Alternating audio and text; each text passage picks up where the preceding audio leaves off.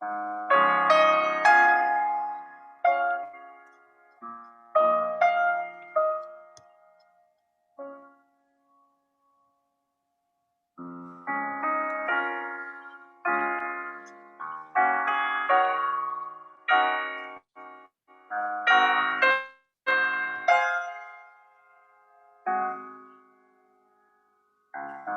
out to Sarah Williams and Cheryl Reardon on the Facebook.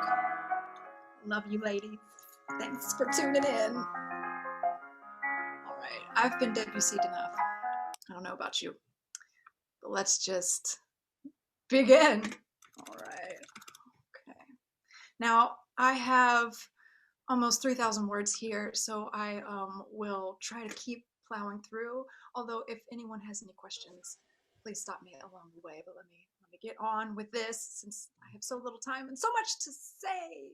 So, in his article, Subjectivity and Intersubjectivity, Subject and Person, Hans Georg Gadamer writes, facticity is obviously that which cannot be clarified, that which resists any attempt to attain transparency of understanding. Thus it becomes clear that in every understanding there remains something unexplained, and that one therefore must ask about what motivates every understanding. Now, it is our aim in this mini-conference to resist Gadamer and attempt to attain transparency of understanding concerning the concept of facticity, our third installment of our Chop Shop series. Well, this is at least from the standpoint of a few key thinkers in the Continental tradition. This theme of facticity naturally develops out of our discussion from last time about our treatment of bodies within the Continental tradition, where we noted the common distinction made by our favorite historical figures between our bodies taken as facts of matter and our bodies as they are experienced physically, emotionally, naturally, individually, socially, and psychically. Today, we will delve into more detail about the constitutive role our factual dimension of being, at least involved with this world of experience, plays in both directly and indirectly, that is, immediately and contingently, occasioning our worldview and motivating our actions. I will speak a little bit on Husserl and Heidegger's takes on facticity. We have with us Dr. Donovan Irven of Philosophy Arts and Analecta Hermeneutica. He will present on Sartre's take. And we also have Angela Heredia of Central European University, who will present on Fanon's take. And I thank you all so much for being here today to share your presentations and to help us in our mission here at the Lawn Chair Philosophy Foundation of making academic philosophy more accessible. And I thank everyone else who is with us today, either on this Zoom call or participating on the Facebook. I will try to attend both screens, although I cannot make promises. Now, before I dive into the rest of these 3,000 words, are there any questions or comments before I dive right in? Got your seatbelts on, everybody ready to go? Okay, it's going to be bumpy. No, just kidding. Smooth as butter. All right, here we go.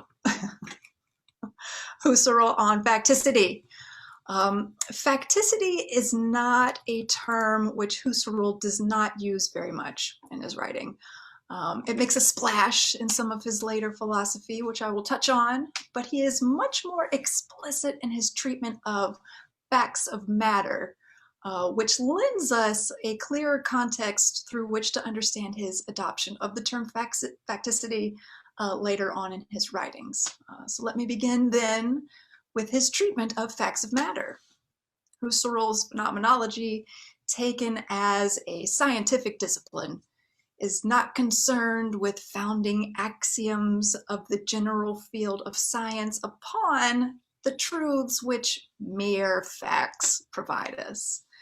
He writes in The Crisis, merely fact-minded sciences make merely fact-minded people. What a mouthful. And a sentiment which reflects shallow puddles of truth, which he believes matters of fact can only support. A collection of facts does not an immense body of water make.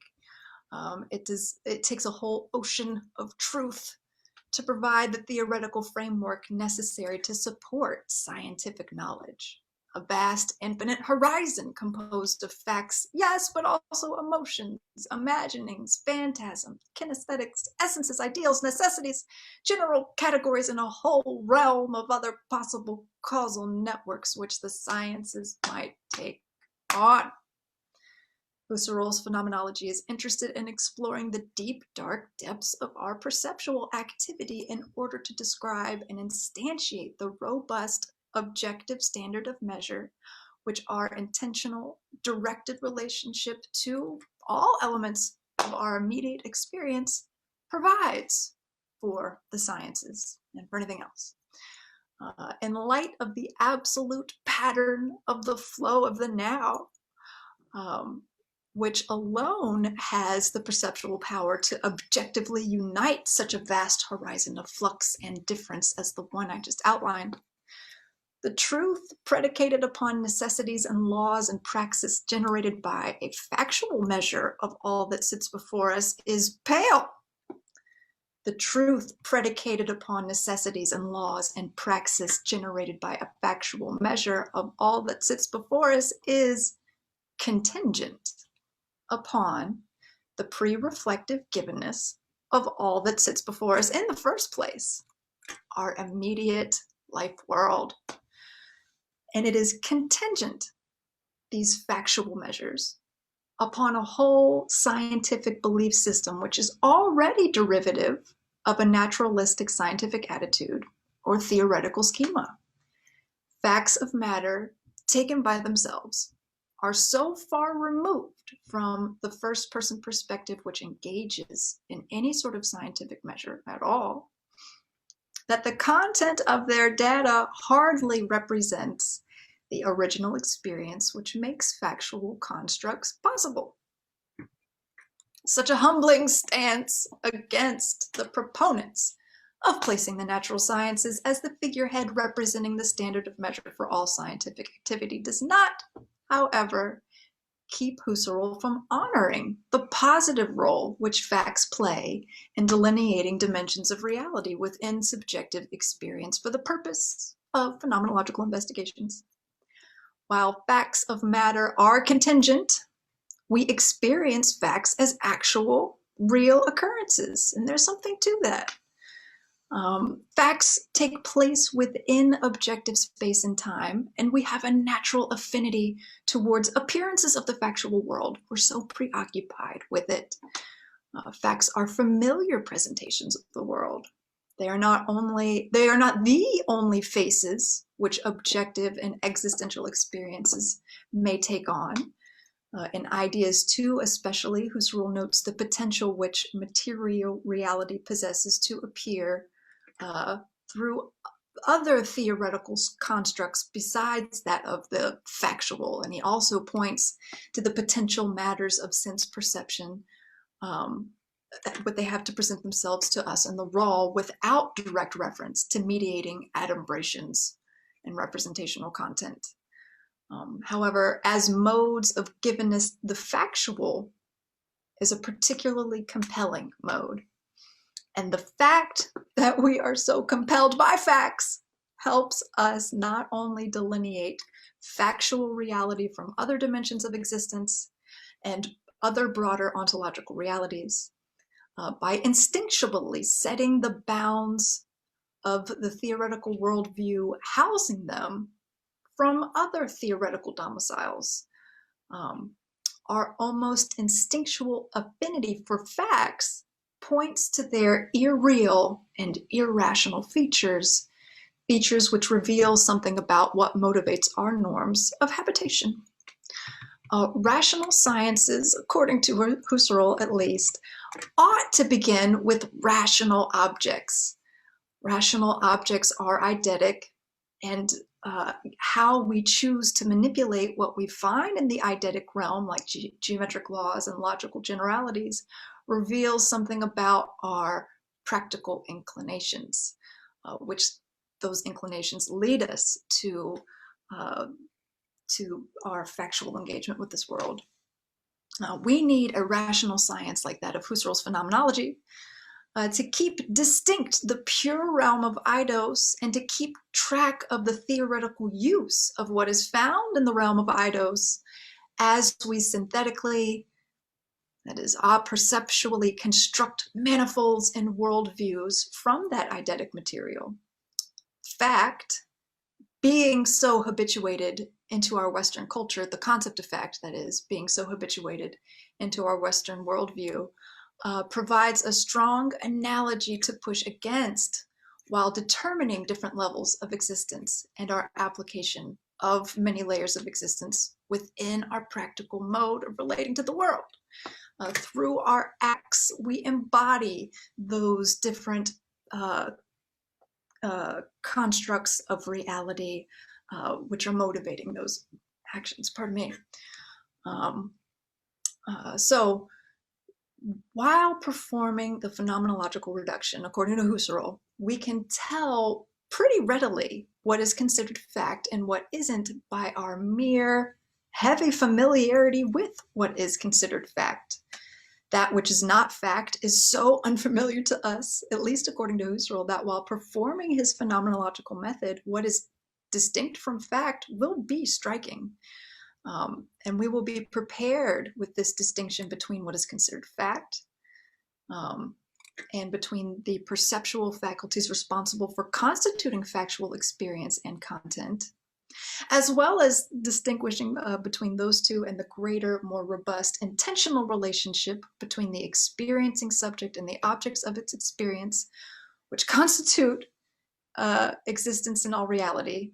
In the first place, Husserl believes that our facticity can lead to the phenomenological distinctions and methods necessary to engage in an authentic, responsible metaphysics, a holistic science, and human psychology. He writes in Ideas 3, does not phenomenology in its ideal contemplation resolve the essence of all objectivities into unities of consciousness manifolds? Does not, therefore, the application to the empirically given imply that all factual existence of every sort reduces itself to interconnections of consciousness, factual interconnections, and by annexation to the fact according to rules of eidetic law and empirical rules, ordered possibilities of interconnections of consciousness according to coexistence and succession? But consciousness, lived process, is something psychic, of course. Therefore, we have the most beautiful psychomonism. Psychology embraces all science. So the psychomonism will allow us to qualify factual existence amongst a greater realm of other possible modes of existence and modes of reality beyond the constructs of existence, while keeping track of the subjective constitution which unites all of those different perspectives and dimensions into one being, one conscious experience. So now I would like to speak a little about the metaphysical status of facticity for Husserl and then shift to a brief presentation on Heidegger. I couldn't find a Heidegger presenter, so I do apologize if this is awful. So I know way more about Husserl than I do Heidegger, and so I believe I can best serve a Heidegger presentation by falling into his hermeneutical facticity from the point of Husserl's claims about metaphysics and facticity. In his first philosophy, Husserl writes that the final questions, the final metaphysical and final teleological, are one with the absolute sense of history. And Ludwig Landgrab writes of Husserl's theoretical commitments, history is in the domain of absolute facticity, and as such, it is the subject matter of metaphysics, since Husserl defines metaphysics as the doctrine of factum. History for Husserl is something which terminates in the factual world. It finds fulfillment in the factual world. It culminates, if you will, in the factual world. the world in which we operate every day, and in a style which evolves over time and collectively constitutes each historical epoch or each moment, if you want to take this on an individual level. He writes in his Crisis, Husserl does, in straightforward natural life, all purposes terminate in the world, and all knowledge terminates in what actually exists as secured by verification. The world is the open universe, the horizon of termini, the universal field of what exists, which is presupposed by all praxis and is continually enriched by its results. Thus, the world is the totality of what is taken for granted as verifiable. It is there through an aiming and is the ground for ever new aimings at what is, what actually is. But the world, back to me, end quote, but the world which exists for us in this factual way as a totality of factual elements, and the understanding of ourselves, which we have as a result from our interacting in the world in this limited way, does not itself reveal the subjectivity which ultimately aims, which already has results, already has the world through previous aims in their fulfillment, he writes. And then further claims that the interest of the phenomenologist is not aimed at the ready-made world or at the external purposeful activity in it, which is itself something constituted. That is the aim of metaphysicians. So we're not, for Husserl, we don't want to look at the facts of our history here to understand facticity in this metaphysical way. We're not looking at what year you were born or what year a certain battle occurred or a scientific discovery was made. Our facticity is concerned with how it is we find ourselves already involved in a world which in many ways is already socially and historically structured for us. And facticity is about how we generate new value by working with the world as we take it to exist. And so this is where I see ties between Husserl's use of facticity and that of Heidegger's. And if anyone has any other words about that, please let me know, because again, I'm not a Heidegger person.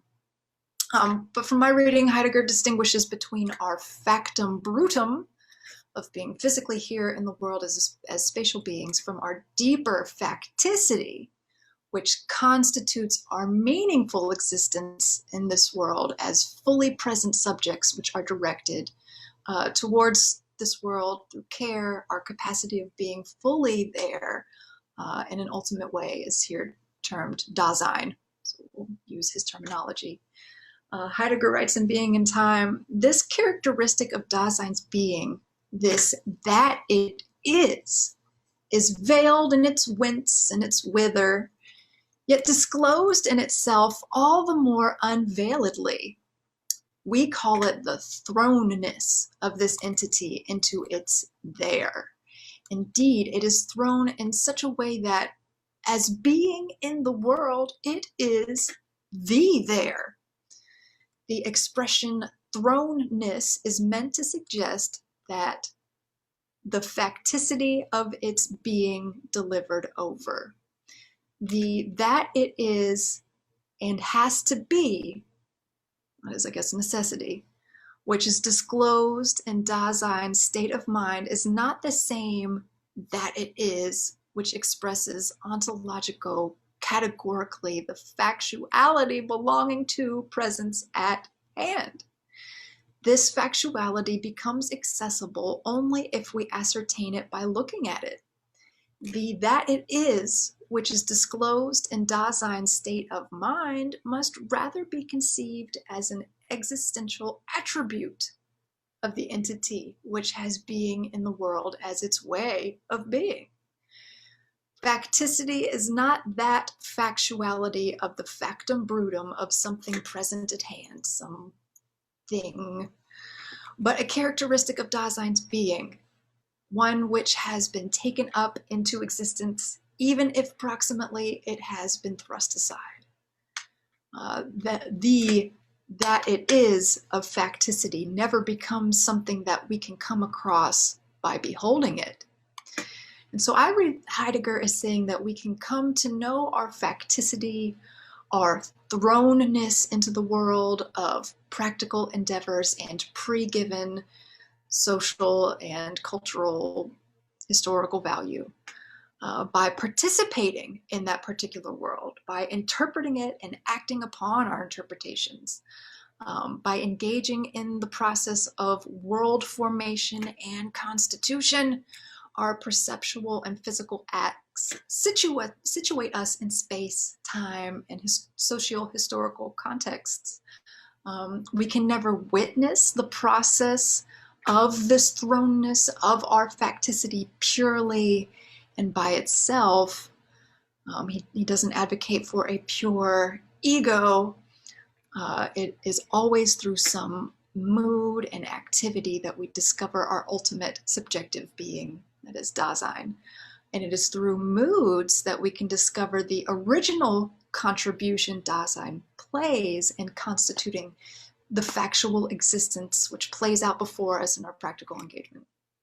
Moods and states of mind place a sort of distance between Dasein and the causal and historical influence of the existing world, but they also intimately disclose that world for us, how it is we care about that world. And with the right mood, with the right state of mind, we see that our facticity opens up to us the world and reveals many ways of being meaningfully engaged with it beyond just our practical engagement. This process of facticity, which secures the relationship between interpretive world engagement, practice, and factual activity for subjectivity, leads Heidegger to develop his hermeneutics, which points to a cycle of exploring our facticity, where we must slightly turn away from our immersed engagement with the world in order to understand the many contexts which determine how we grasp the world in the first place.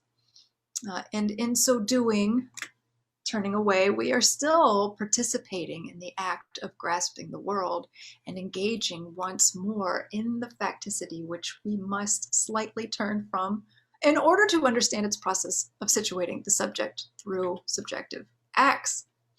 From this philosophical cycle, we come to better and better perspectives concerning the nature of our subjective condition. However, we never see the pure metaphysical being of Dasein without it being situated in a context, and without being contextualized. And this context is one which it itself aids in contextualizing. So there's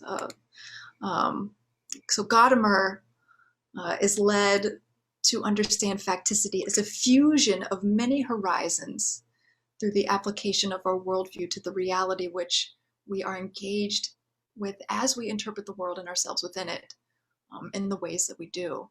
So I read Gadamer as interpreting this cycle as both what makes facticity possible, but also what makes it impossible to understand. He claims in Truth and Method that under the rubric of a hermeneutics of facticity, Heidegger confronted Husserl's eidetic pure phenomenology, as well as the distinction between fact and essence on which it depended, with a paradoxical demand. According to Heidegger, phenomenology should be ontologically based on the facticity of Dasein, existence, which cannot be based on or derived from anything else, and not on the pure cogito as the essential constitution of typical universality. A bold idea, but difficult to carry through, which leads us right back to the inaugural Gadamer quote that I shared.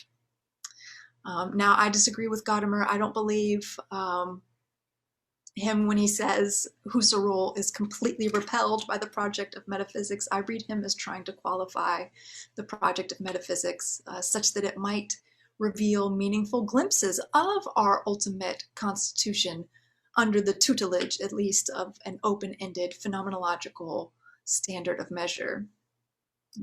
For Husserl, the pure cogito is rationally assumed in phenomenology as a guide for the practice of delineating dimensions of reality clearly, so that we can, watch horizons as they fuse, but also keep them distinct, so that we know what's being fused together.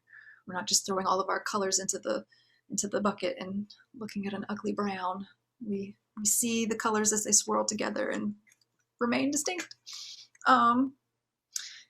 With the aid of the rhythms of inner time consciousness, I do believe that we can immerse ourselves in the process of facticity, describe what we see, while keeping distinct the perceptive structures of synthesis involved in our facticity, and the different strata of content are being involved with the factual world, as we are, produces.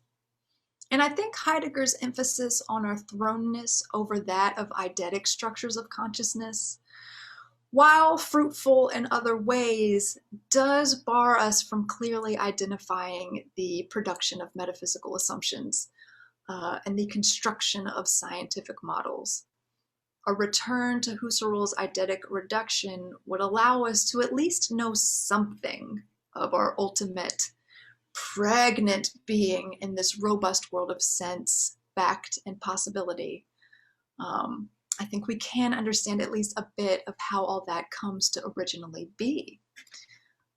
Husserl writes in his Crisis, the phenomenologist carries out every sort of praxis, either actually or in sympathetic understanding, but not in such a way that its fulfilling end is his end, the one in which he terminates. Rather, he takes being an end as such, this living toward goals and world life and terminating in them, as the subject of his own investigation in respect to the subjective aspects in general, is transformed for him into meaning, a system of poles for a transcendental subjectivity, which has a world and real entities within it, just as it has these poles by constituting them. This is obviously something fundamentally different from the transformation of ends into means, into premises for new worldly ends, a transformation which remains within the world itself. So by engaging in the phenomenological reduction, by suspending our belief in and judgments about existence as we construe it geometrically and causally and by necessity, we understand the world in an open-ended way. One that does not terminate in a certain type of end, some sort of purpose. The world opens up almost aesthetically, I think, within the phenomenological reduction. Husserl goes on, as he does love to go on. Not even the single philosopher by himself within the epoche can hold fast to anything in this elusive flowing life, repeat it with always the same content, and become so certain of its thisness and its being such that he could describe it, document it, so to speak, even for his own person alone. But the full concrete facticity of universal transcendental subjectivity can nevertheless be scientifically grasped in another good sense, precisely because, through an eidetic method, the great task can and must be undertaken of investigating the essential form of the transcendental accomplishments in all their types of individual and intersubjective accomplishments, that is, the total essential form of transcendentally accomplished subjectivity and all its social forms. The fact is here as belonging to its essence, and it is determinable only through its essence.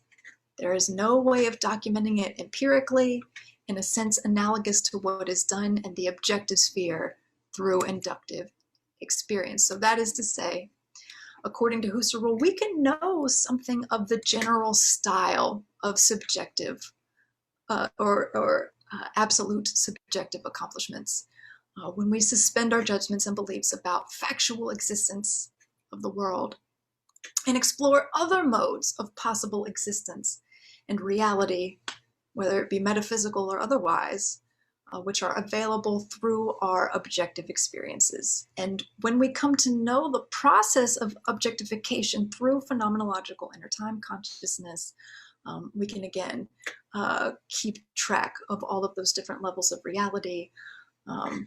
The style that is indicative of an absolute subjectivity is an indication from which we may glean an immense amount of meaning over our being with the world as we are our facticity. So that is it for the presentation. Now that I have barreled through that, are there any questions?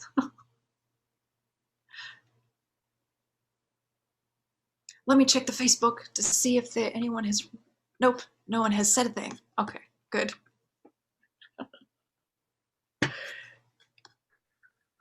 I can talk a little bit about Heidegger too, since we don't have a Heidegger person, because I can talk a little bit about how Sartre takes on some of.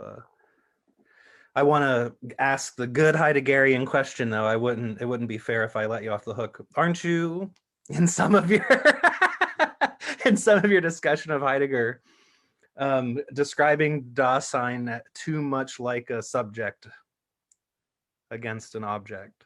Possibly. I'm trying to fit it into this Husserl schema. So yeah, please lend some more light on this distinction. So I'll tell you, I just feel like when we're talking about Heidegger, this question has to be asked, even though I personally, when it comes to my own philosophical ideas, I'm not convinced by Heidegger's protestations about this. But a good Heideggerian, and I suspect Heidegger himself, as evidenced in contributions to philosophy and other places, would say Dasein's not a human subject. And when I wrote Being in Time, I was working through this like analytic of Dasein and so on and so forth, and people have interpreted it subjectivistically. But I've been overcoming the whole metaphysics of, all the subject and object and all this kind of stuff. So, again, the good Heideggerian is going to protest at even the use of the word subject from a subjective standpoint to describe Dasein. They get very feathers ruffled about it. Good to know. I do and do not both at the same time want to ruffle Heideggerian feathers. Yeah. But thank you for that clarification, because I do want to make sure, even if it does come across as subjectively from this Husserlian perspective, I want to make sure those other and more fundamental interpretations are clear. He's going to want to say that what subjectivity implies is like an inside, like an enclosure of consciousness from which the subject then is projected out into or travels out into the world. But he says, like, real explicitly in Being in Time, there is no inner sphere. There is no such interior inside cabinet of consciousness that you would like then go out. This is where that phrase, the always already, one of the key moments that phrase occurs is one is always already outside in the world and not a subject being projected sort of from an interior or something like that. The thing that I really don't buy is that I think when you look at Being in Time, Dasein is human existence. And Heidegger says, no, Dasein isn't, it's all these other things. But when I read Being in Time, I'm just like, yeah, but this is all human. This is human existence, Heidegger. I don't know what you want. I don't know why you're so mad at the French about this. So but that say that Heidegger would think of this construct of subjectivity as transcendent to our more fundamental facticity and our thrownness. Okay. Okay. He thinks that subjectivity is itself already a theoretical construct that is presupposed in order to perform a philosophy that's rendered inadequate by that presupposition. Because he says that for Husserl, here's how he pushes back on Husserl, that the transcendental ego is merely a theoretical object that directs itself to other theoretical objects because it's been stripped and emptied of all of its particularities. So from Heidegger's perspective, Husserl actually is not positioned to talk about facticity robustly, facticity, rather than facts, because the transcendental ego is stripped of all, it's contextless. So it's stripped of all facticity that would determine it in its particularities rather than as an abstract, like universal or something like that. Yeah. Oh, yes. Thank you for that clarification. Oh, no problem. It's embarrassing like that. I'm always ready to talk about Heidegger. There's nothing to be embarrassed about. This is serving. He's a bad man. Well, this is okay. So maybe that is something to be. No. He's important to the tradition. We need to cover him and make sure that we're using his terminology properly and clearly. Clearly, I am not the one doing that. So thank you Now, for that. I think it's totally legitimate to slip back into that language of subjectivity because I'm not confident, again, speaking for myself as a interpreter of Heidegger, I'm not confident that he's successfully left it behind. Mm, And he really wants to have, and he will claim stridently that he has done so. But I'm not, and I'm not always convinced. There are moments where I'm like, oh man, whew, Heidegger, you're doing philosophy there, bud. But other times I'm like, you're just protesting. You're not really following through for me. I agree, but I also am very skewed in my perspective. So I don't think I'm so committed to Husserl that I don't know Sure. if I have. So I'm glad that you can say that because I just can't. So I'm not allowed. Yeah. Okay, well, if there are no more questions about Husserl, clarifications or questions about Heidegger, let me again check this your Facebook. Nothing good. Great. Okay. Well, Donovan, you go ahead and you take it away on some Sartre and. Oh, wait, David. So before we go into the next branch, um, I'd like to ask you, and maybe it does come up in Being in Time, maybe it doesn't. He talks about certain things being factual for Dasein. And does he examine the structure of failing to be factual and help elucidate at all what is the factuality of the fact, right? Does he address that directly, or does he just say, you can think about this, I'm going on to something else? Is he examining that question specifically? Do you know? And I guess it's not fair to ask you if he's not your boy anyway, but maybe someone knows. Well, as I'm searching through, does anybody else have an answer before I stab? I just had. Because you talked about one aspect being the familiarity of something and our ability to immediately discern that it's factual, you know, which that's shaving something off it there. That's giving us some idea of what he's gnawing at, but I just don't know how much further it goes. Yeah, I think that Husserl does a good job of delineating those two spheres so that we can keep track of this more primordial subjectivity or being there and its engagement with what it believes to be the factual world. We can take a step aside from those beliefs and see how other possible modes of engaging with the world are so strikingly different from the factual. So with Husserl, I do see that. Now I'm looking for Heidegger's use of fact here really quickly. I don't know. I don't know if he can achieve that clarity, and I think that's what Gadamer's getting at. That this fusion of horizons, of the factual horizon, and this realm of other possible modes of appearance, fuse together, and it's very hard to distinguish between the two, especially in the midst of being in this world while trying to examine it. It's really that's a tough one to pull off. Heidegger addresses it a little bit more directly in like essays that are in like path marks or off the beaten path, like the essence of truth or Plato's doctrine of truth.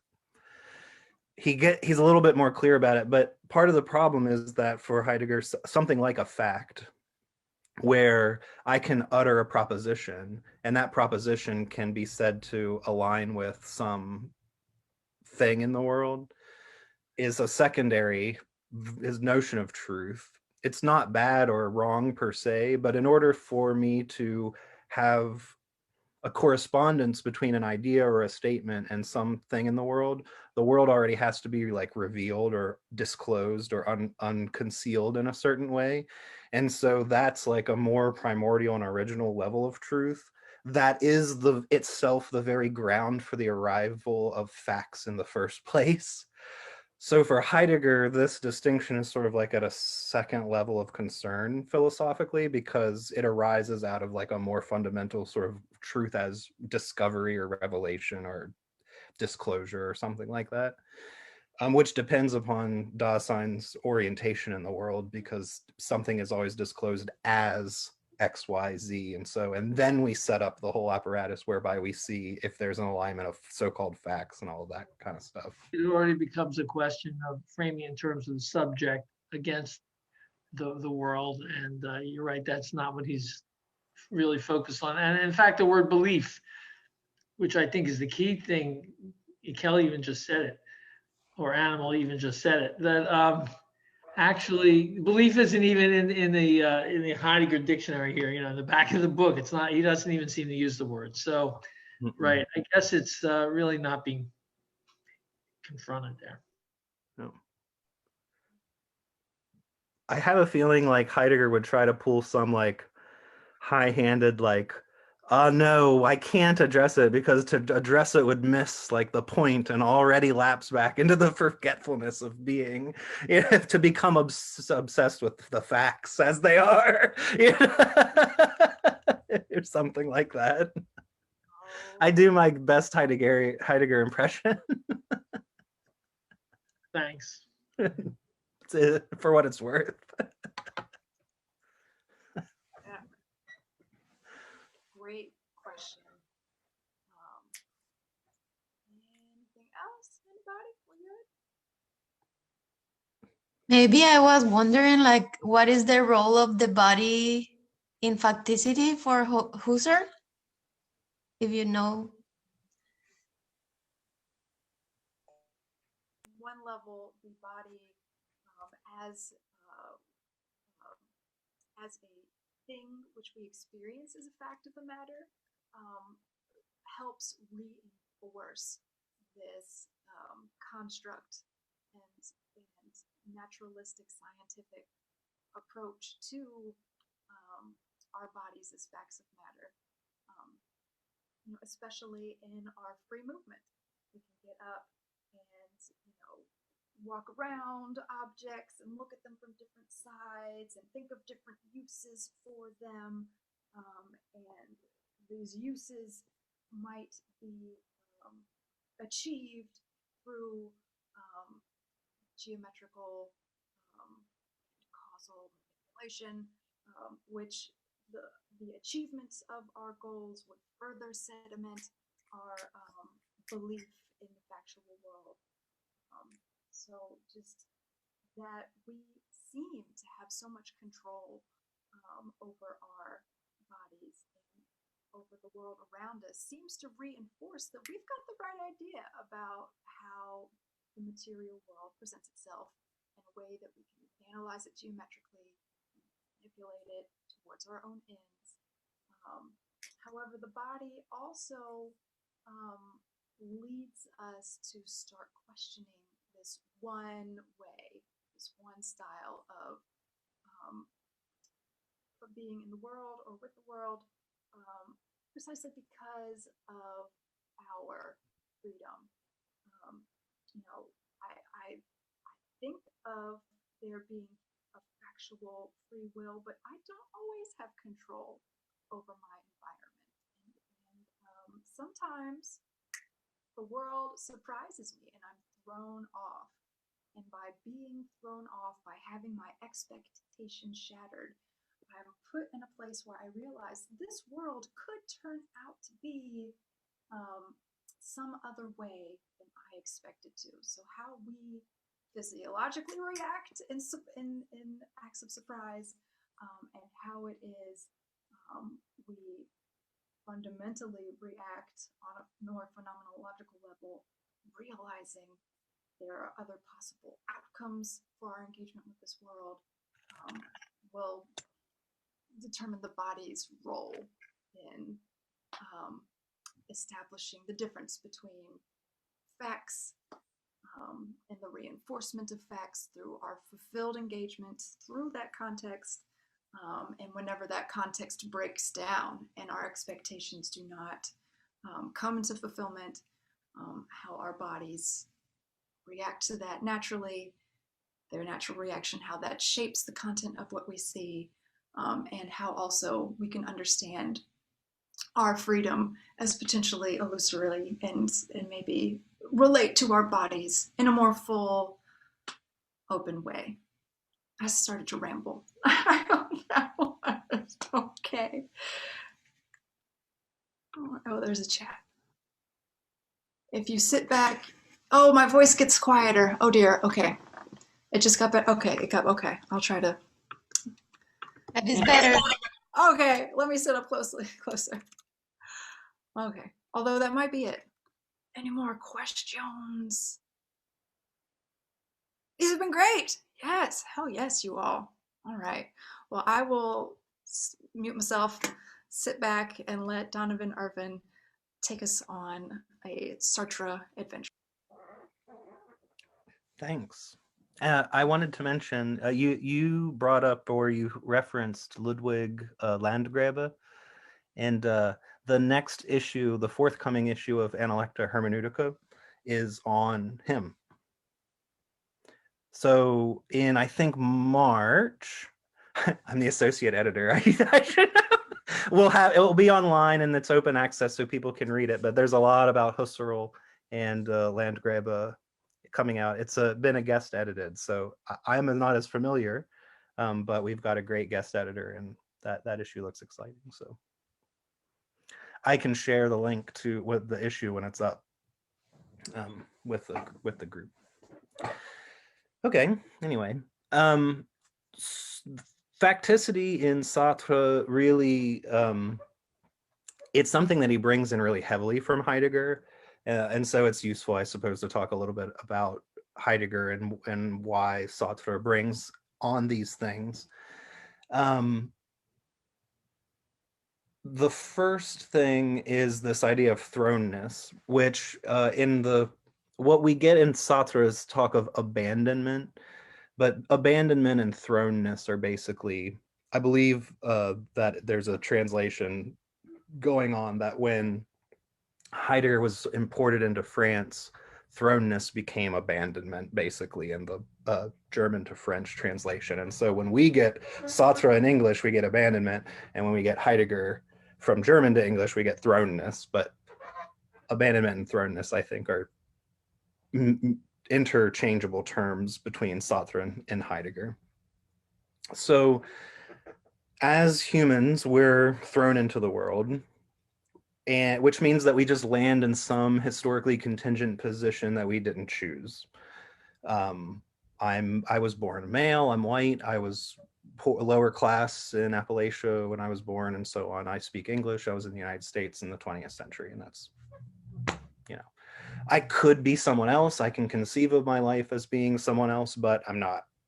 This is, where I come from and where I am.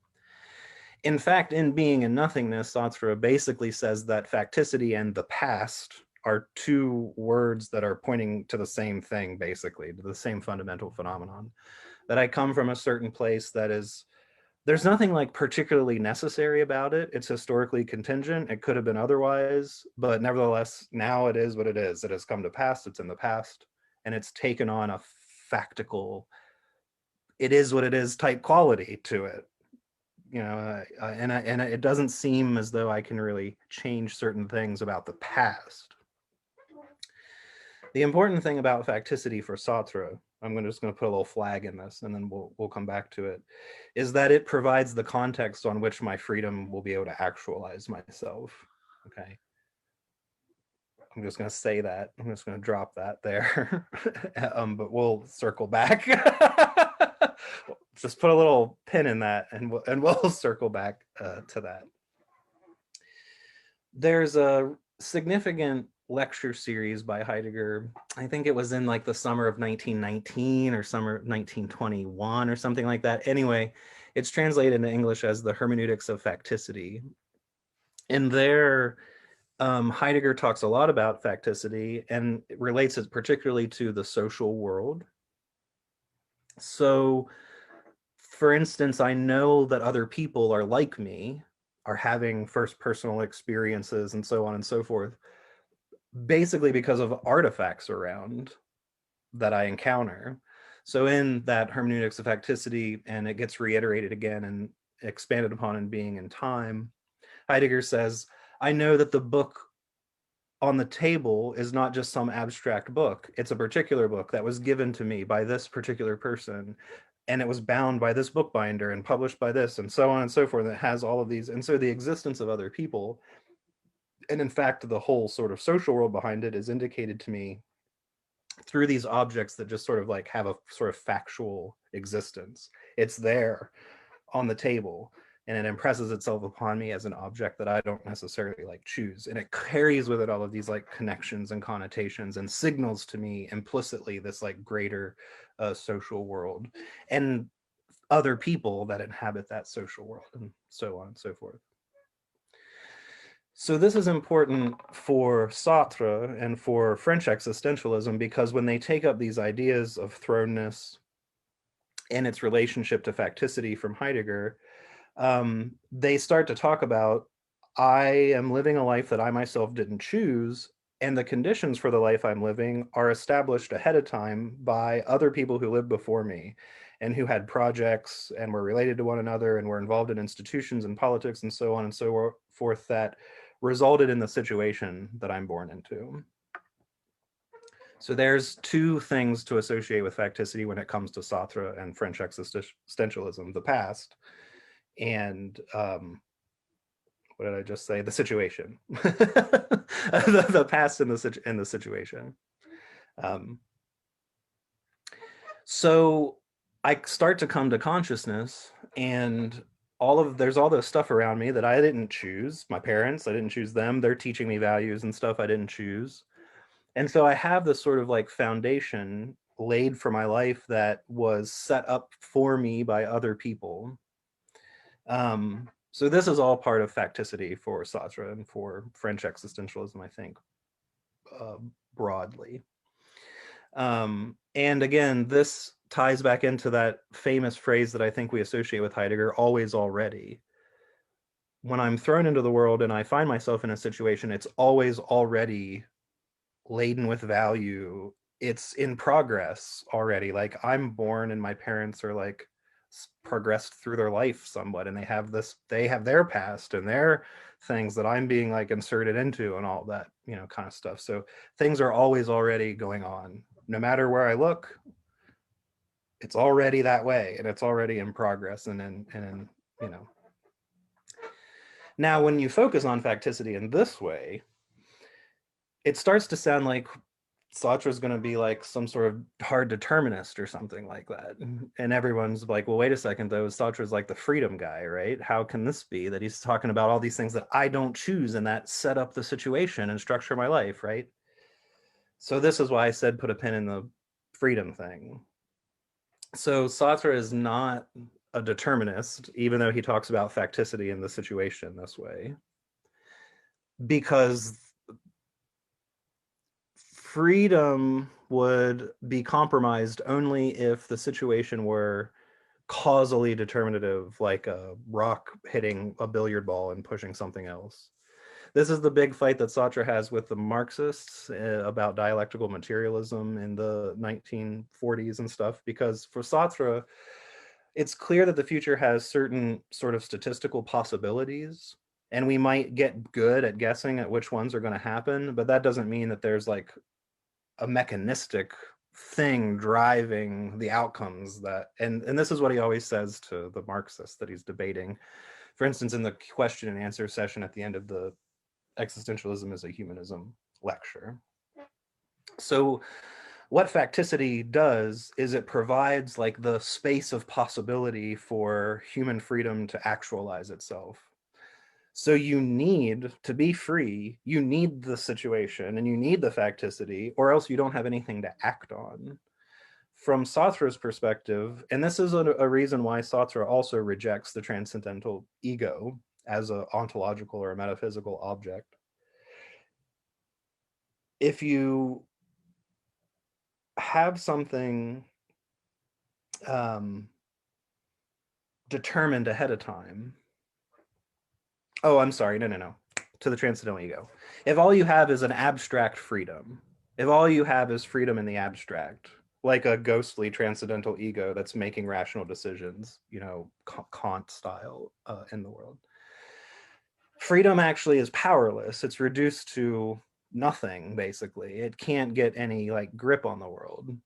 Freedom, in order to be an effective freedom, in order to be actual freedom, has to have a concrete content. It has to be a determined or a determinate freedom.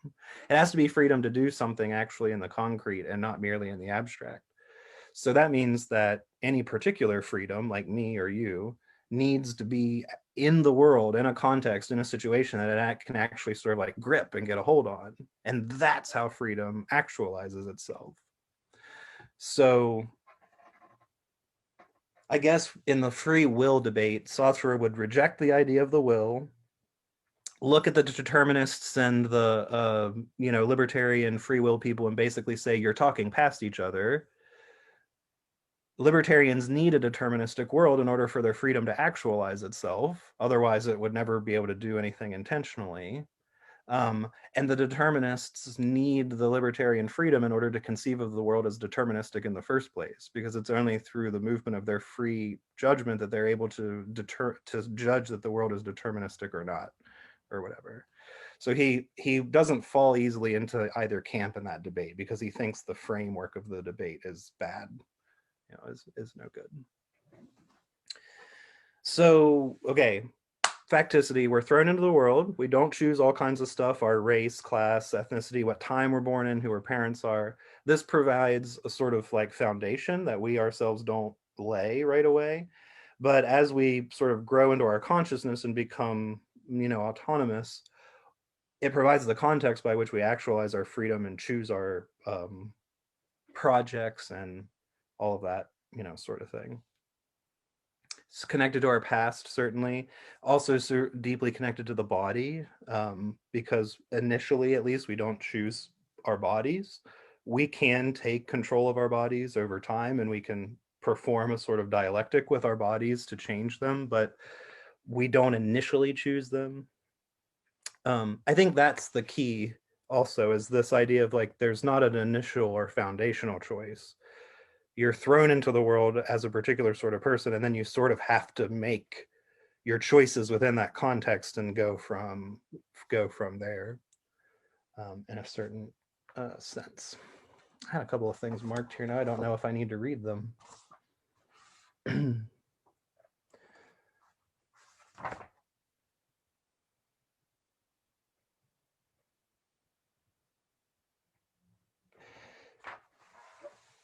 Facticity is also required for the world to make sense to us.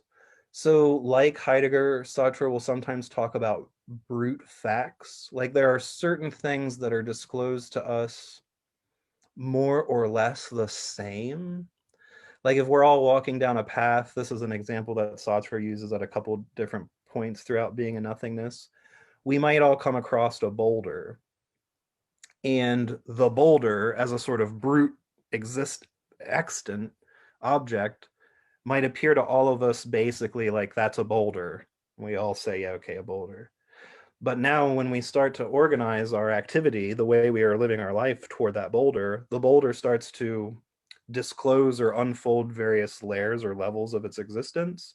So it's not just like a mere boulder, it also might be like a cool opportunity for a climb, or it might be an obstacle that is impeding my path, or but those disclosures, those further disclosures of the existence of the rock, depend upon the rock's facticity, depend upon its relationship to beings capable of perceiving the rock, and then upon the facticity of those beings, that is what particularizes them in their relationship toward the rock, such that the rock can either be an obstacle or a cool opportunity for a climb, or whatever it might appear as, over and above merely just a rock that's sitting there. Does that make sense? Okay. But there's things about the individual person's sort of facticity, just the way that they are in the world, that will reveal certain things through their relationship with objects in the world, right? So facticity, but it also depends upon the facticity of the rock, that the rock is there. It's an object that transcends our perception of it, because if it didn't transcend or go beyond our perception of it, it wouldn't be any determinate object that we didn't choose. This, I think, is where Sartre leans more closely toward Husserl, actually, than Heidegger, because Sartre makes basically, it's kind of a quasi-realist argument. The way that he thinks that consciousness works is because consciousness is a nothingness. It's an empty space, basically, that allows various appearances to like appear in it and stand forth. That means that consciousness is actually determined in part by the objects that it perceives, but it couldn't be so determined if those objects didn't exist independently of the mind that perceived them. We know when we're making up an object of our consciousness. We know when we're imagining something and we can manipulate it, but the recalcitrance of the world and its resistance to our just imagining it being different indicates that it is in fact distinct from us, and it's structuring our consciousness as the object of which we are conscious.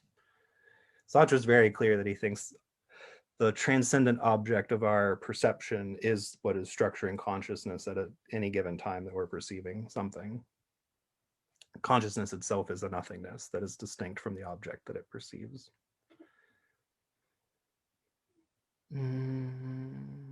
Okay, facticity in Sartre. Things we do not choose, things about our past, our social demographics, so on and so forth, but this provides the very ground by which our freedom enacts itself. There's like a dialectical movement between what we don't choose in life and the free and chosen projects that we take up from that place that we started from. And I say dialectic because as we grow and we make choices, those choices become objects of history, and they take on facticity and the appearance of an object. So I made a decision that I'm reminded about every day, to have a kid with my spouse.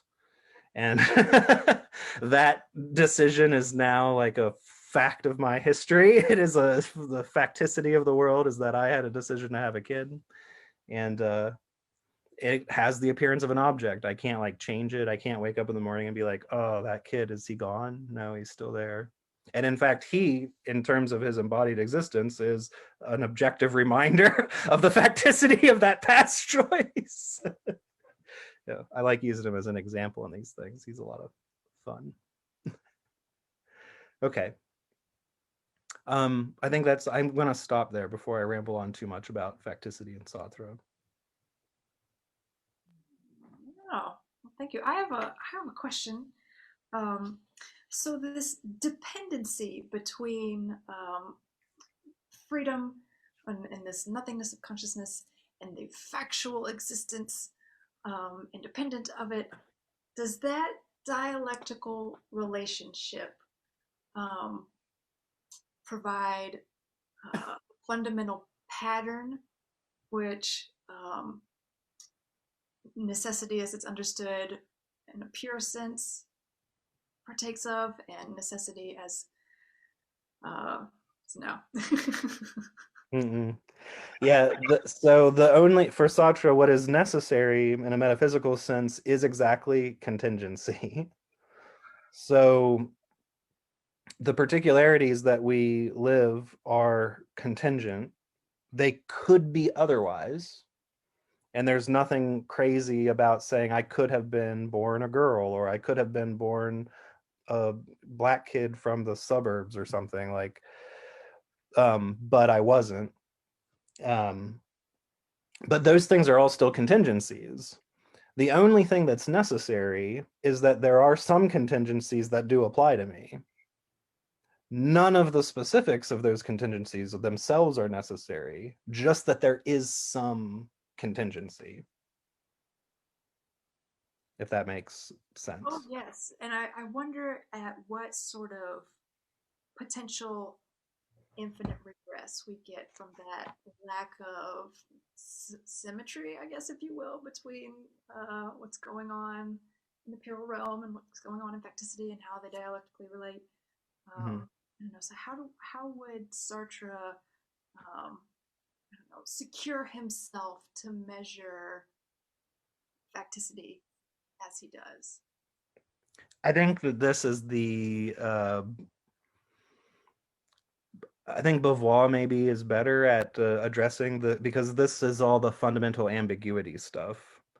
I think if I'm giving the best possible reading of Sartre, what prevents something like an infinite regress is that there's like a terminal point in the nothingness of consciousness. And so there's this unstable dyad between the nothingness of consciousness and the positive being of the appearance. And because you have these two sort of like points between which everything oscillates, I think that that is what Sartre is attempting to make like a kill switch on the infinite regress. Like it hits this dyad sort of, and it gets caught there between the interplay of the subject, the being for itself, and the being in itself. The subjectivity of consciousness as it negates, and the positing of the thing, which is the negation of consciousness as it appears to it. Yeah. That's my best. That's great. That's my best attempt to stop the infinite regress in Sartre, because he will. There can't be. There's no human nature. There's nothing like a transcendental ego that would belong to every person and give them like a determinate structure. Because all possible structure arise, the fundamental structure of consciousness is negation. Right? And because it's empty and it has no specific content, and so everybody has their own particular content that's given by their historical contingency. That's how we all become like sort of individualized. But we couldn't become individualized if we had something that gave a determinate structure. We would be forced to follow some like pattern, which we do to a certain extent, but those patterns are established by history and social context, and not by a metaphysical blueprint for human being. The blueprint is written in history by us together, so to speak.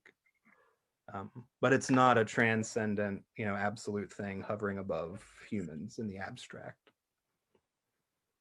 Sartre is very eager to take on. He basically agrees with Marx's materialism in a basic way. That's why he thinks that Marxism basically agrees with the existentialist credo that existence precedes essence. And if you accept that existence precedes essence, then you have no recourse in Sartre's mind to like a Platonic form or an a priori principle that would give order or structure to what unfolds in history. All of that structure is stuff that emerges and is identified after the fact of its existence. No. We have a question from the Facebook. Someone asked, does everyone possess the subjective potential that comes from facticity? I guess. I'm not sure. Can I get a little bit more clarity on what we mean by like subjective potential? Because what it seems like happens to me in existentialism or in Sartre is that we are born into the world or thrown into the world, and subjectivity. What's that? Sorry, that was a mess up. Continue. Oh no, it's okay. And subjectivity like emerges out of the material conditions, because subjectivity is the negation of the world in order for the subject to like stand back. So the foundational act of consciousness for Sartre is basically to say, not me. And when I say not me, the thing that I'm distinguishing from myself can become an object of consciousness. So my cat is laying on the bed and I look at my cat and I say, and the foundational act of consciousness is the cat is not me. And in that act of negation, the cat can become the object of my perception. It can become the cat because I've established that it's not me. So, but you need the sort of material foundation to be there for that to happen. It's almost like consciousness like pulls its head back out of the material conditions for a second, looks around and he's like, whoa, all of this stuff is not me. And now here I am. And what am I going to be? Now that's the decision that I have to make through my life. Like, given all of this stuff going on around me, like, what am I going to become? But yeah, I mean, for Sartre, that what I just described that's being human in the most general sense that one can say. And anyone who would qualify as any kind of human or rational being or something like that would have this. This would be their way of existing in the world. We get an so I think you were spot on and very helpful in answering this question for Shida over here. And thank you for participating over here on the Facebook. That's great. Yeah, thanks. That's a good question. Could you say something more about freedom? Yes. Like, because it seems like it was like choice and. So. Could you tell a little bit more about that? Yeah, Sartre doesn't think this is not a theory that's like freedom of the will, because that would imply that you have some sort of faculty like the will, and then that faculty possesses the property of freedom or whatever. Sartre thinks that freedom, you are like wholly identified with freedom through and through. So to be human is to live as the like emergence of freedom into the world or something like that. And again, you're freed through the negation. So by cutting yourself away from the world, by recognizing that the world is not you, you have basically achieved like a freedom from the world in a sense. You've like stood up from it and assumed a position that's now able to like turn and act on the world. And then, I mean, I think the most vulgar way that you could reduce freedom and explain it in existentialism is choice. It's a little oversimplified, but I think that freedom and existentialism boils down to like making choices, essentially, that you can own and take responsibility for.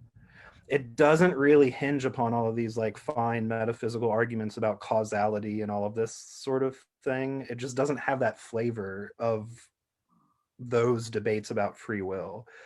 It's really like, are you making decisions that you own and can take responsibility for and like live with at the end of the day? And like that, what your freedom is just navigating the situation you find yourself in a way that you can live with. Like, you know, I mean, it's kind of a radical freedom, because if you're radically free in the ontological sense, that means your freedom can never be taken away from you or violated. It means that like slaves and prisoners are free. But then it also explains why slavery and freedom is so intolerable, because the slave or the prisoner is able to recognize the metaphysical status of their freedom, which is that they are free, but the material restraint on that freedom. So they know that they're free in their imprisonment. And that's what makes imprisonment terrible, because metaphysically the prisoner is still free, even though their situation is constraining them. And they're always, of course, free to choose how they relate to their imprisonment and so on and so forth. So they still have a freedom of like consciousness that is unassailable to a certain extent, according to Sartre.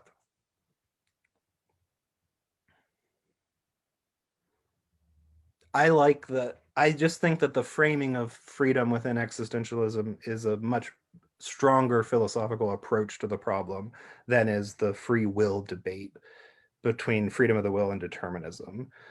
My philosophical cards on the table is I just think the existentialists approach the problem better in a more philosophically like responsible way.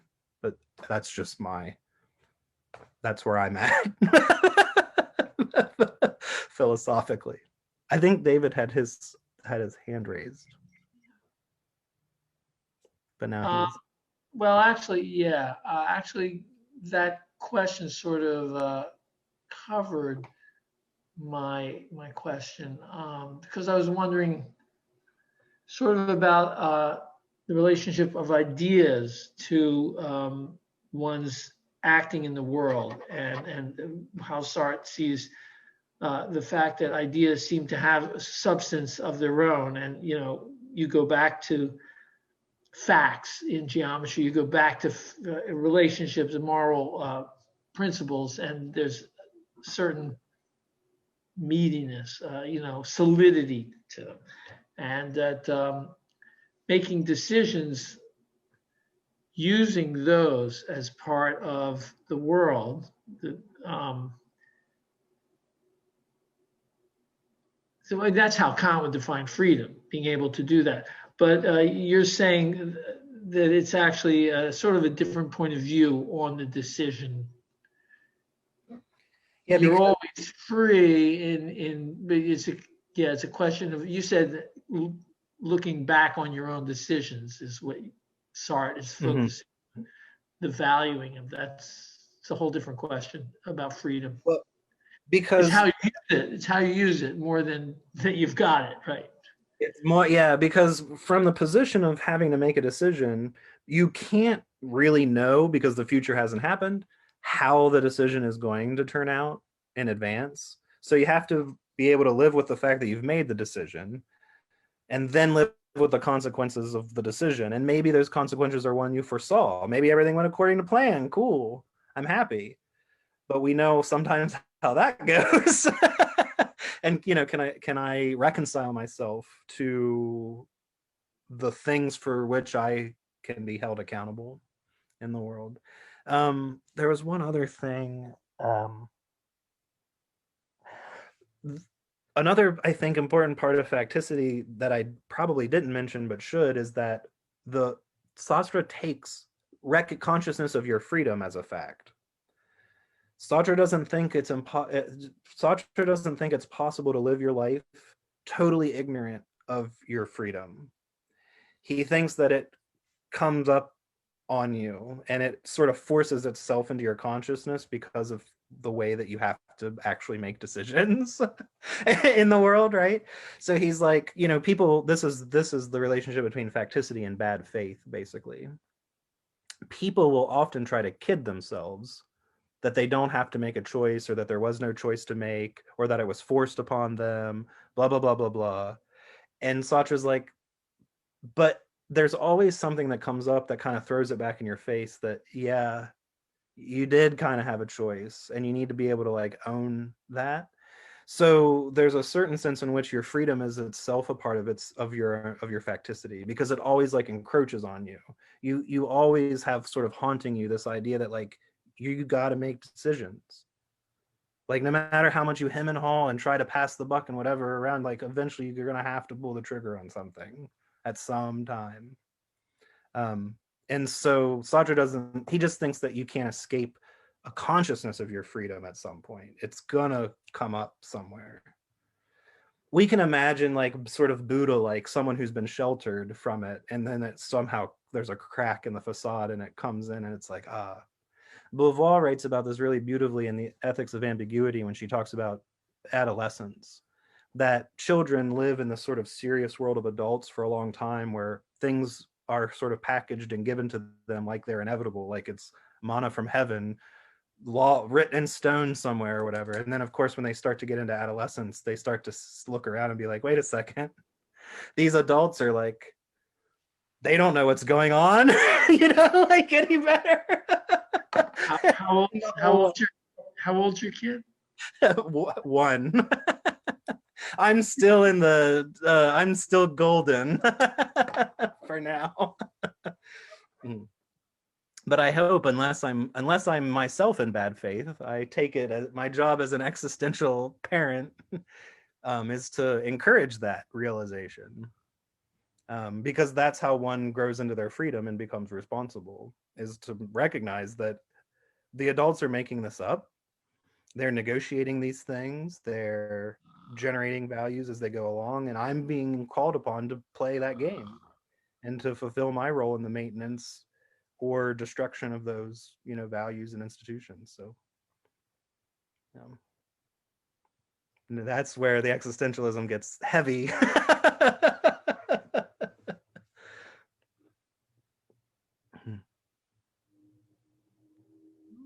Any further questions, comments?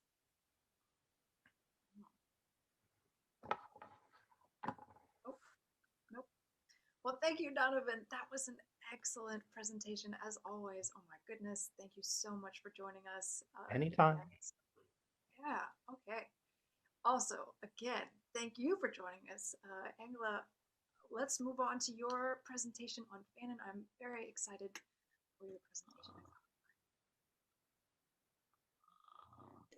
So I actually made like a presentation. So could you enable?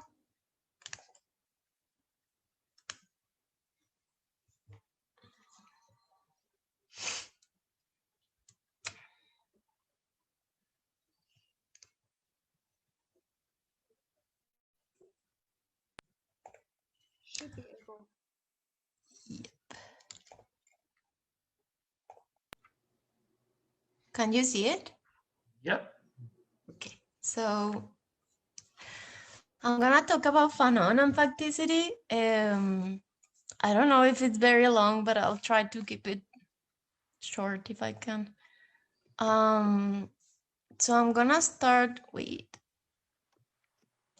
talking a little bit about him.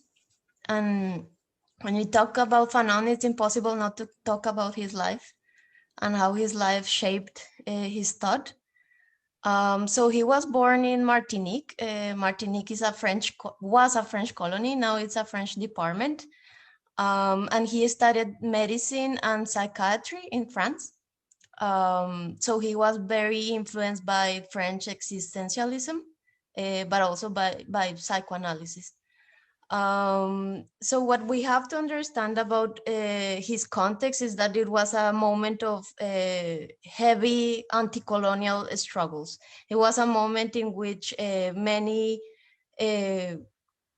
states were born, states that were former colonies of European states, mainly in Asia and Africa.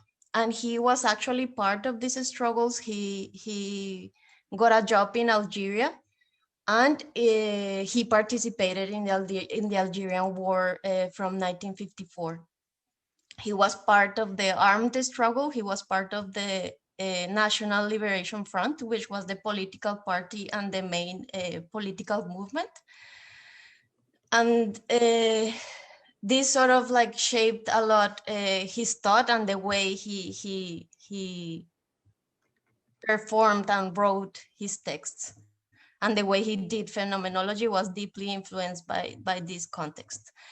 So his work draws on many disciplines: philosophy, psychoanalysis, political theory, also poetry, psychology. But he draws on these disciplines, presenting to us an anti-colonial critique of the foundations of these disciplines. He wrote two main works during his life that were published during his life: Black Skin, White Mask in 1952, and The Wretched of the Earth that was published in 1961. I'm not sure if it was published after he died. He died from leukemia.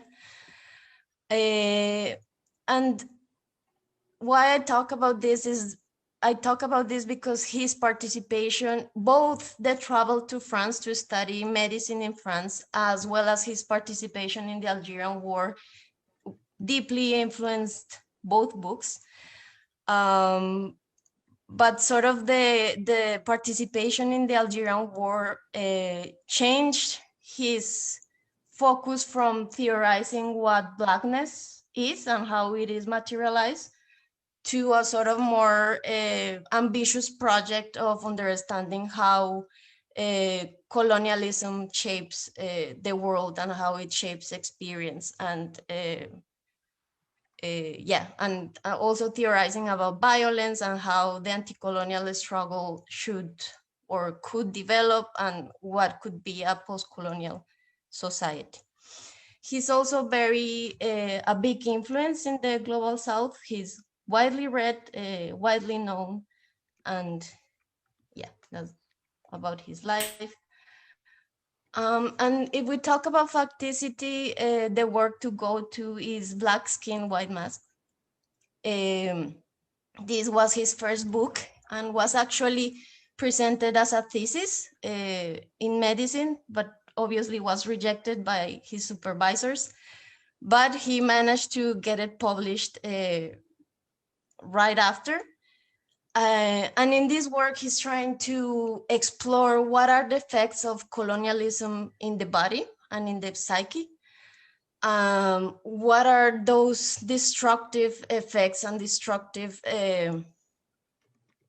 structures that shape our bodies through colonialism? And in particular in this book, he addresses an encounter with the facticity of his own Blackness in a colonial world that is shaped and in which whiteness is seen as the telos and the organizing principle. Another idea that he develops in this book is how racialization is materialized by political, economic, and cultural, and also social structures, or perhaps better conditions of existence. So he offers us a phenomenology of the process of racialization from his own experience. From the position of one that shows up as Black. And this is very important for understanding the work. So he is trying to show how race, or better, I prefer to talk about racialization rather than race, because it has a connotation of a process and not something that is given. He tries to understand how it weaves deep structures of our bodies and our lived experience, and it marks the way objects appear to us and are intelligible to us. And through this phenomenology, he's trying to offer a critique of the assumptions of those disciplines that he studied and he's drawing on. So he's trying to understand that at a visceral level, he's trying to make us understand from this visceral point of view, what is that Western thought or Western political thought has missed. And for him, that thing that it has missed is a critique of coloniality, a critique of how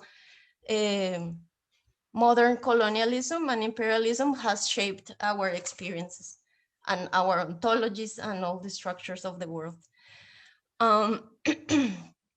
So, and a point that he develops in both of his works is how coloniality actually makes a problem of what it means to be human. So it problematizes the notion of the human, or it puts humanity and freedom into question for some people. And this process requires a lot of affective and intellectual labor that is precisely done by those disciplines that he studied and he is trying to critique. So he argues here that blackness is materialized as negativity, as a non-belonging to that white space that shapes the telos of the world. So sort of he's trying to understand how the space of the ethical, which is for him the space of the human, is shaped by whiteness, and blackness is left outside of that space. So blackness is left outside of the self and other and the other relation. Yeah, so these bodies, black, brown bodies, appear in a sort of uncanny ontological status that makes a status that is justified by the questioning of their humanity. So this is sort of like the big point that he's trying to make throughout in both books, but developed differently. What else? Okay, so going more directly to facticity, the chapter to go to is chapter 5 of Black Skin, White Masks. And this chapter develops, a phenomenological reflection of becoming aware of his own blackness. It's beautifully written. If you want to know about Fanon, I recommend to read this chapter because it's very personal, and it should be read as, for me, it should be read as what phenomenology could do. So he's performing the phenomenological kind of writing and work that he aims, that he thinks phenomenology should be. So we should read this chapter in a sort of more performative way, asking what is he trying to do here rather than just what is he saying. So what is he defining in the chapter is not important, rather than what is he trying to do throughout this narration. So with this, he's addressing actually how facticity shapes phenomenology, how phenomenology and the phenomenological reflection is grounded in the phenomenologist body. So he's trying to take seriously how the body is the place in which meaning comes about and emerges. So Fanon, throughout this chapter and in both books, I think, he interprets facticity, putting forth a notion of materiality that is anchored in the idea that this materiality is produced socially, is produced by humans, is not produced by transcendent forces, but is produced by a history and by a political and economic systems. So he's trying to give us an account of race that is less individual and more socio-political, that emerged from his own phenomenological exploration. And his own phenomenological exploration of the way in which he had to confront the white gaze, and the way in which he had to confront the facticity of being Black. So facticity could be that is given, or that is materialized in the environment in which I'm thrown. So it is like the experiential weight of this materiality. But this materiality is not random, but is produced within a particular history, a particular society and politics. So facticity for him is this weight. So for him, understanding facticity should be done in a very visceral way. So is this pulling us to the material, but the material understood from a sociopolitical perspective. So in this chapter, he narrates an experience he had when he was studying in France. He got into a train and a little white boy saw him, and he started yelling and got afraid and scared of him. So I'm gonna read the passage from the chapter. So I open quote, "Look, a Negro. It was an external stimulus that flicked over me as I passed by. I made a tight smile. Look, a Negro. It was true. It amused me. Look, a Negro. The circle was drawing a bit tighter. I made no secret of my amusement. Mama, see, the Negro. I'm frightened, frightened, frightened. Now they were beginning to be afraid of me. I made up my mind to laugh myself to tears, but laughter had become impossible. I could no longer laugh because I already knew that there were legends, stories, history. Then, assailed at various points, the corporeal schema crumbled, its place taken by a racial epidermal schema." I close quote. So, sorry, I need to take water. So this account is trying to retell the sort of explosion of his identity in this moment through the encounter with this little boy, with this little boy's horror and surprise at seeing his blackness. So in his facticity, whiteness has been presented as normal, as the normal mode of being human. So for this reason, if whiteness is the normal mode of being human, what the black man aims to be is to be white, to embody whiteness. But he argues that then when he traveled to Europe, he had to be confronted with the fact that he could never be white. He was a black man and could never be anything else but a black man.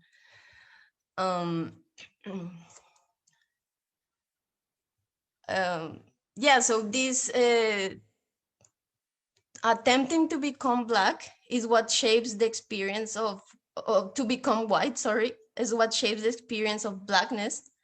But then confronting with your facticity that weighs you down to the materiality of the context in which you were born and the facticity of your body. And this is precisely why the title of the book, Black Skin, White Masks. What is the black man striving to? He argues, becoming white. So with this narration, Fanon is addressing the failure of this attempt to become white, a failure that is produced or triggered by the weight of these historical conditions in which he is embedded. So he describes this shattering of his body schema in this way. So I'm gonna read these quotes. He says, "My body was given back to me sprawled out, distorted, recolored, clad in mourning in that white winter day." Then he says, "The evidence was there, unalterable. My blackness was there, dark, unarguable, and it tormented me, pursued me, disturbed me, angered me. Then he says, subjectively, this he says later, subjectively and intellectually, the Antillean behaves like a white man, but in fact, he's a black man. He'll realize that once he gets to Europe. So he's trying to explain how, after this episode, he sees how being black is being always a body for others, for the white gaze. And this experience shows to him that the body schema, or this organic bond between the subject, the body, and the world actually crumbles and cannot be sustained. It reveals for Fanon other layers of significance of the body, other layers that are shaping his experience. One of these layers is the historical and racial schema of his own body. So it reveals how a historical racial schema, which is this sort of pre-reflective consciousness or memory of lived experience of racialized violence, is intertwined with the racial epidermal schema, or like this immediate grasping of the fact of being black. So it reveals how the materiality of one's own body is shaped by these historical conditions of existence. So facticity in this case is not the skin color or the race as a biological fact, but it's a situation or the fact that as a black body, he can be made invisible or hyper visible in certain spaces. So it is a confrontation with his facticity and the white gaze. Yeah, so he says in this chapter how he realizes that he is responsible not only for his own body, but the body of his own race and all his ancestors. So is this impossibility to obliterate or transcend this materiality of the past and the present conditions of existence. But he always says that this facticity is taken up differently and crystallizes different kind of experiences of the body. So he's trying actually not only to theorize what blackness is, but also what whiteness is. Why? Because for him, embodying the human and the human as white, because in his thought, sort of the category of being human has been captured and overrepresented, requires this experience of blackness to be sustained, for the white human to be sustained as such. So Fanon is trying to target the experience of blackness, but his reflections go much more further, and actually for me they critique many of the assumptions in philosophy and also in phenomenology of the human, the subject, freedom, etc. So this is more or less what is facticity for him. Another important notion to understand what facticity is for him is sociogenesis. So he tries to explain, as I have already said, that both blackness and whiteness are socially produced, and not only given by the development of the individual or the development of the human species, but are actually socially and historically produced, which does not make them a simple construction, but actually gives them a lot of material weight.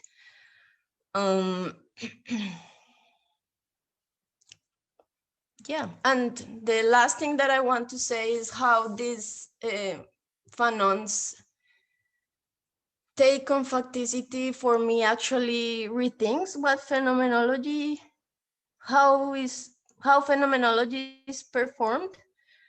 Um, so I want to read you two quotes, one from the introduction and the other one is the last sentence of the book.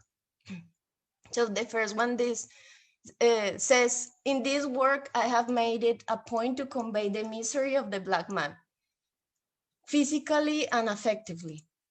I have not wished to be objective. Besides, that would be dishonest.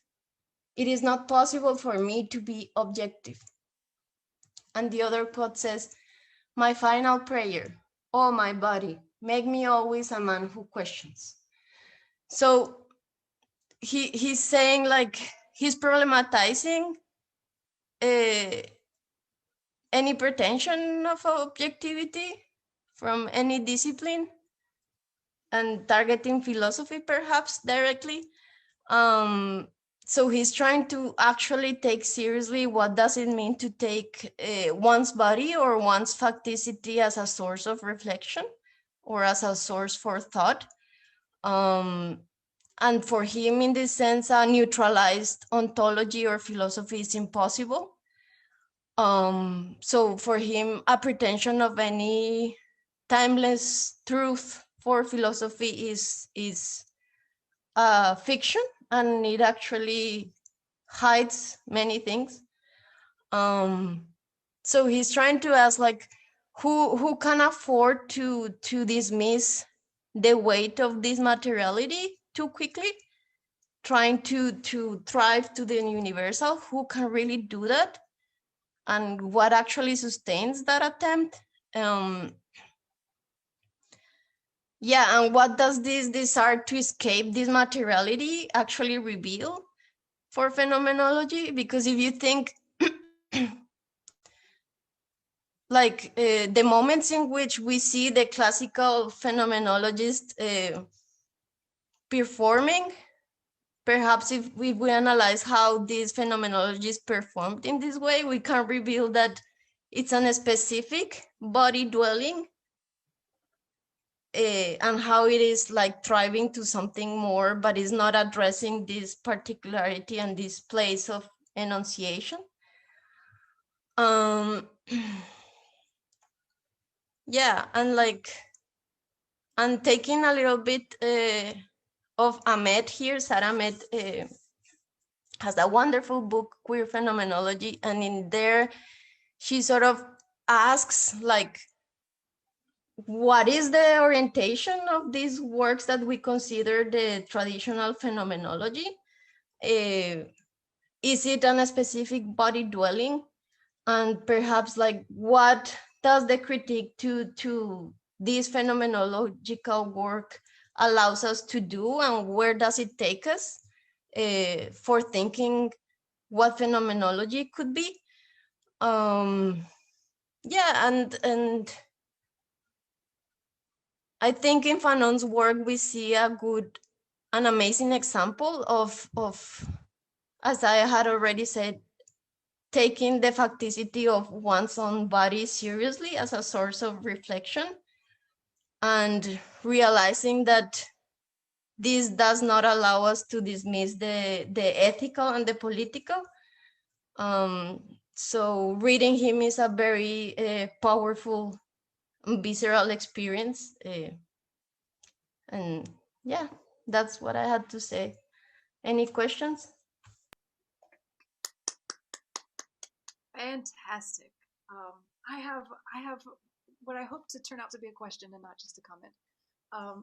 So I now your question about the body and Husserl earlier has become much more illuminated, and it's fascinating to me how for Husserl the facticity of the body is not as fundamental for him in terms of creating perception as is the synthesis of sense perception, which the body occasions, and whatever that synthesis inspires in terms of our embodiment. But it would make sense for him to say that since the color of his skin, which Husserl would take as a mere mode, something incidental, something accidental, something which doesn't bear heavy on the body itself and how it constitutes subjective experience. But for Husserl, that was not a concern for him. So it's I guess made clear now through your presentation. Oh yeah, I see.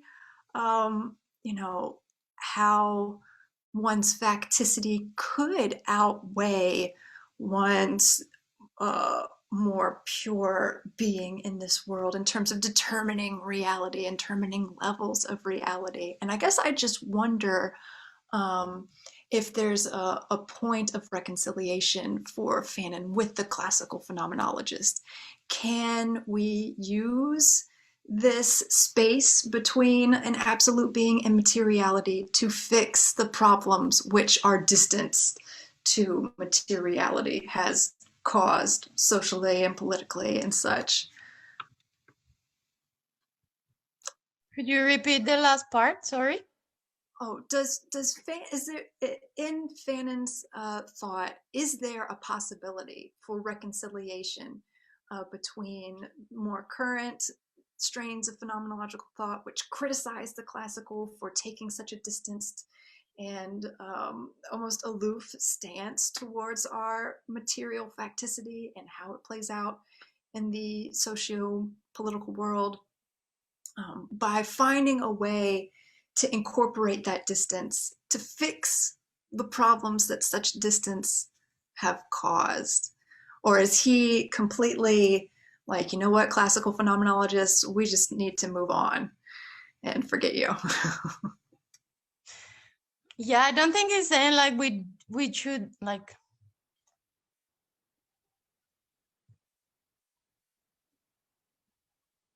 I think he's saying like we cannot go on without critiquing Western thought from an ethical and political perspective. We cannot go on without thinking that this thought is giving us answers for everyone.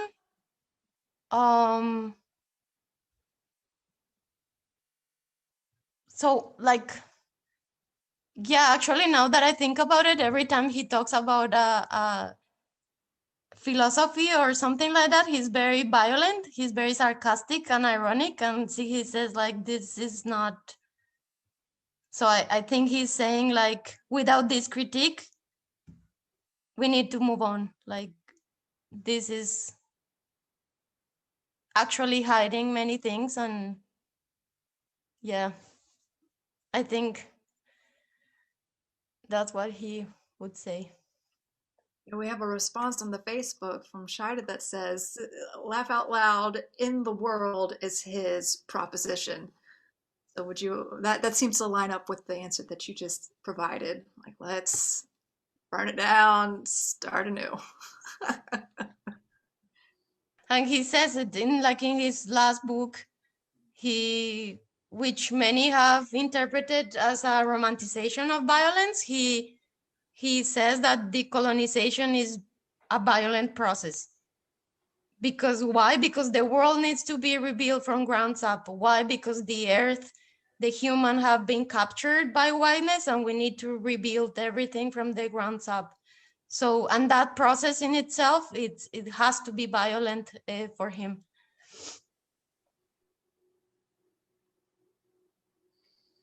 David. Yeah, right. His saying that is aligned with his pointing out the contradiction to what Kelly was saying about Husserl's attitude towards his physical, his body, how radically humanity has violated basic facts about human living, and what should be transparent, your skin, shouldn't be part of your concern with your relationship to people. Having violated that, I wouldn't say it's destructive. I'd say is lighting up what's dark in you know, and missing in the Husserlian analysis. It's adjacent. It's, you know, it's building on that, and his own language is so clear because he's speaking out of that traditional way of saying that quote you put up with, you know, about the corporeal schema crumbled, and he's replaced by a racial epidermal complex. His humanity is recharacterized, and he's no longer just a human sitting there with a certain skin color. He's a threat because of something that he's no longer human about, and he's expressing it in this phenomenological, you know, analysis. I think, you know, his using it offers the phenomenologist a chance to reflect on, why didn't we say that? What were we missing? You know, he's pointing out how, because of a violation of a very fundamental structure, something now is revealed. So I don't see it as contrary to phenomenology. It's a hit on the head, right?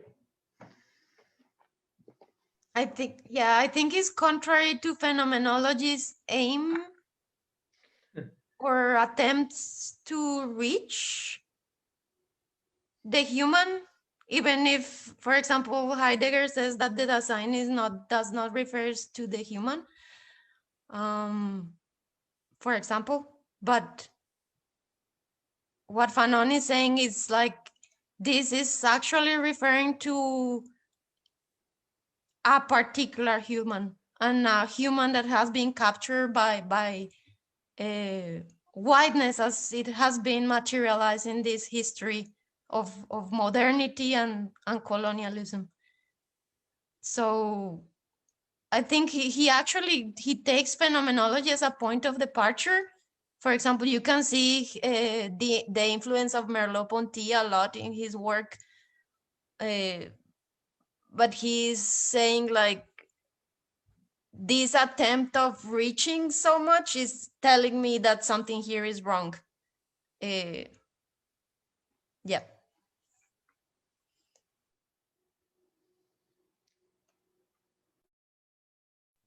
It's like Husserl's like, okay, so I'm seated at my desk in my study, and Fanon's like, wait a second. You know, like you're trying to move from like this really particularized situation to the grand transcendental, you know, thing. But how are you confident that you can universalize from your experience sitting at your desk to the experience of someone who society says should never even be at a desk, who can barely read or can be, you know, whatever the, you know, a study, presupposing there's a home in which you have a study and all the, you know, Fanon, yeah. I think he's really one of the strong like voices that is drawing into question this like capacity to leap from the particular easily. And it's weird to say that because Husserl is not easy. There's like a lot of logical things like involved to get to sort of the transcendental, but there's a kind of confidence about how that can be accomplished in Husserl, right? No matter how valiant the effort is, there's still a kind of confidence that this can be achieved.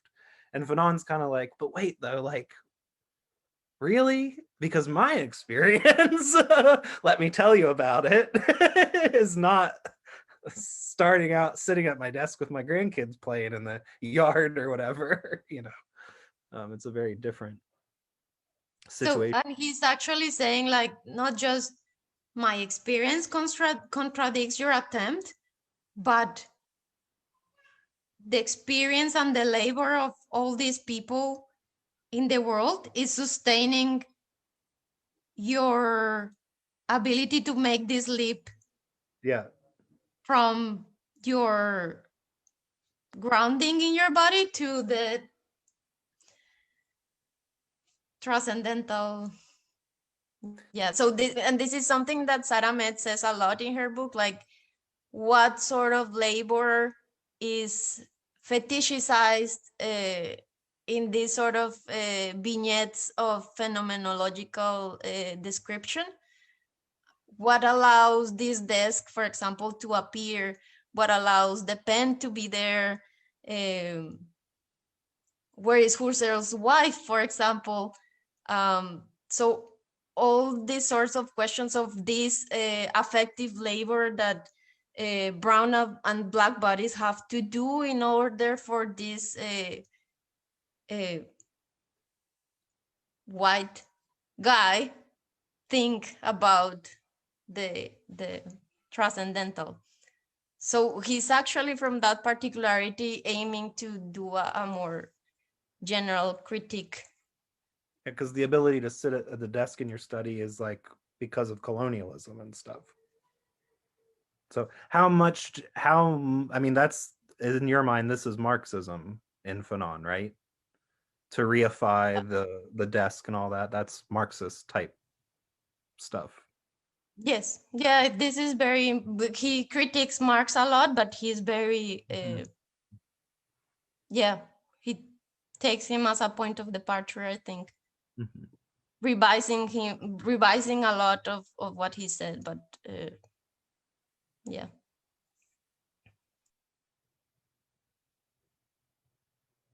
We have another comment from Shida on the Facebook for Fanon. Blackness has no ontological resistance.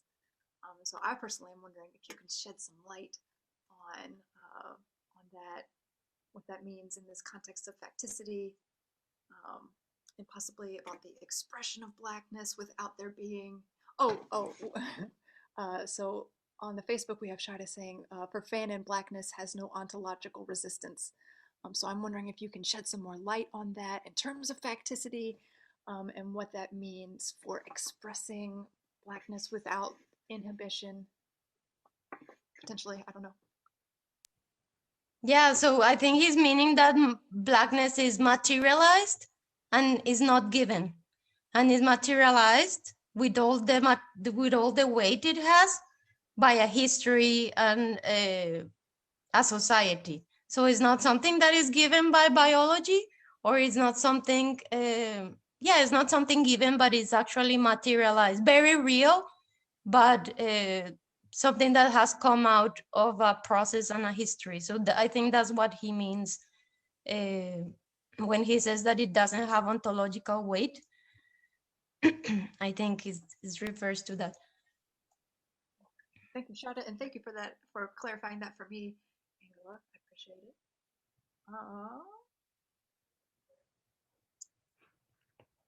Oh yeah, Shada, we got you. Yeah. Any other questions or comments?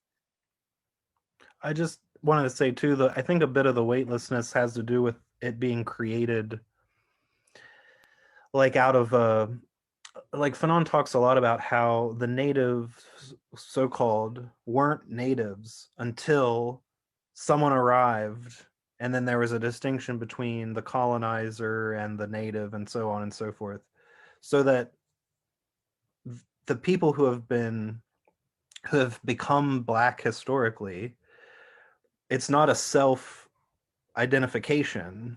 Like, they didn't come and think like, oh, I'm Black and against so on. It's something that was like created through the sort of socioeconomic and political history of capitalism and colonization and so on and so forth, so that it doesn't have, it's not like weight bearing in terms of laying its own foundation. It's what other people have created it to be for their purposes largely of like exploitation and so on and so forth. And that, I think that's what, Fanon finds so interesting about like the negritude movement and that kind of thing, because there's a real effort to start to then attempt to self-define Blackness, that Fanon is a part of that sort of conversation with other people in the early anti-colonial movement, to give it, almost to try to like give it a kind of weight against this like historical vacuity upon which whatever white fantasy and representation could be projected, like the child's fear in the tram or whatever. Yeah, but he actually criticized this movement a lot. Yeah. He's saying that like, what are they trying to do is to try to bring Blackness to the white notion of the human. Mm-hmm. And he's saying like, that's never that's not the way to go. We just need to redefine what is human Mhm. from the ground up. Yeah. Yeah, absolutely. Yeah, it's weird. It's interesting to see his like sort of interest in that, in those movements, because it's clear that it's sort of psychologically and philosophically fascinating him, like the attempt. And it seems like a very natural one. Oh, well, we'll reclaim it then, and we'll make it, and we'll own it. But yeah, absolutely, you're right that he's skeptical, maybe, to put it nicely, about those efforts.